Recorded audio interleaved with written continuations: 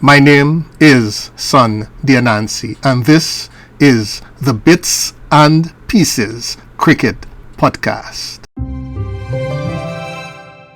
Today we'll be giving you a summary of the match between West Indies and Papua New Guinea, followed by a few words from the legend Lawrence Rowe, giving his take on what has transpired thus far in World Cup T20 2024. Do press that like button and do stay tuned. This podcast comes to you with the kind compliments of G-Town Universal and the Lawrence Rowe Legendary Cricket Foundation. West Indies survive Papua New Guinea scare in T20 World Cup opener. A tense start to the tournament. The West Indies began their T20 World Cup campaign with a nail-biting 5-wicket victory over Papua New Guinea at Providence Stadium, Guyana. The co-hosts, who were aiming to assert their dominance in this format once again, faced a stiffer challenge than anticipated from an inspired PNG side. PNG's resilient batting. Opting to bowl first, West Indies quickly put PNG on the back foot, with Romario Shepherd and Akal Hossain striking early to reduce PNG to 7 for 2 within 3 overs.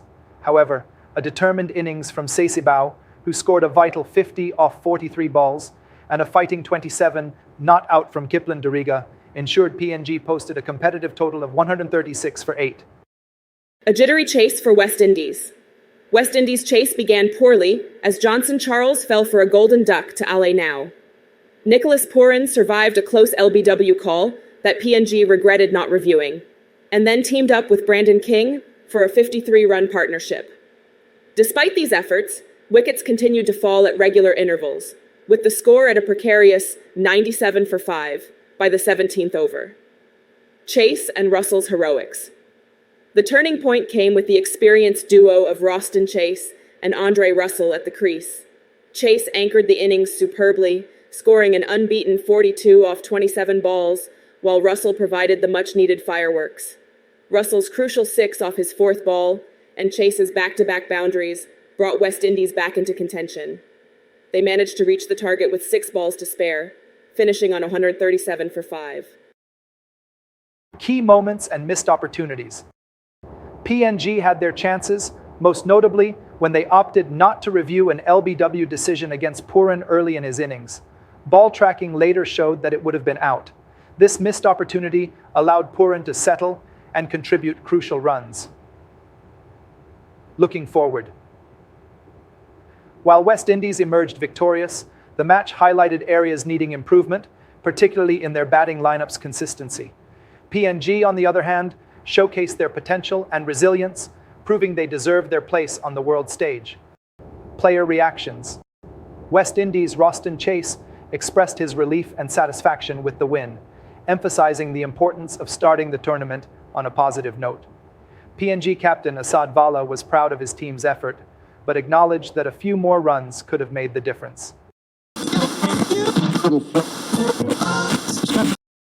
Recapping, the opening was wonderful. The USA-Canada game, I thought it was the most exciting game played in the tournament so far. Canada made quite a bit of runs, almost 200. Then the US came back and knocked it out with a good knock from Mr. Jones. It was wonderful. So that game in particular, I think it's the best one so far. I thought Canada had it at one stage, but there was an over where they had 3 no balls. And I think that swung it big time to the US. And they dominated from after that. In the West Indies game, I thought Papua New Guinea played fairly well.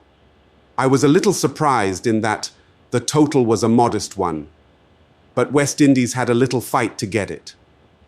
I don't think they batted as sensibly as they could have. I think we made harder work of it than we should. But a win is a win, and I am happy that we got through. I looked at the game in New York with South Africa and Sri Lanka, and the New York pitch did quite a bit.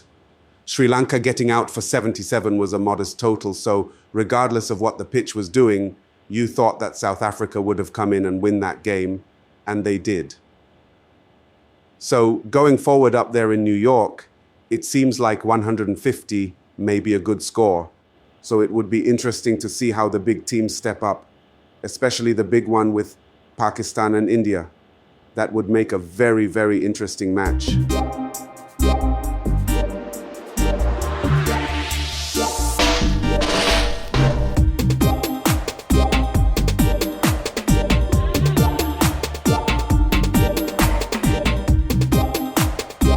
This podcast comes to you with the kind compliments of G-Town Universal and the Lawrence Rowe Legendary Cricket Foundation.